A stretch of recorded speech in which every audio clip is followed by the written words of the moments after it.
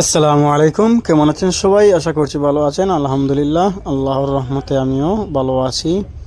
তো এই যে দেখতে পাচ্ছেন আমার অ্যাডভান্স যে কয়লার মুরগির বাচ্চা যেগুলো এনেছিলাম ওইগুলার বয়স আজকে 21 দিন। তো মাশাল্লাহ 21 দিনে ওরা ভালো একটা সাইজে চলে এসেছে।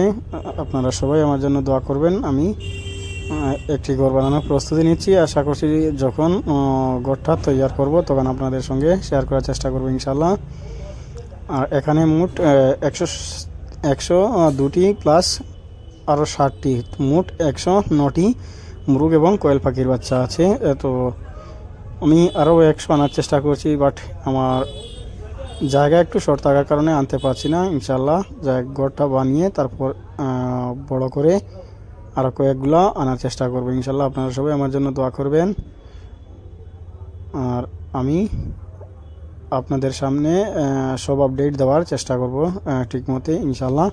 আর যদি আপনারা কারোর কয়লার অথবা কোয়েল পাখির ডিম ওইগুলা লাগে তাহলে আপনারা আমার সঙ্গে যোগাযোগ করে ওইগুলা নিতে পারবেন।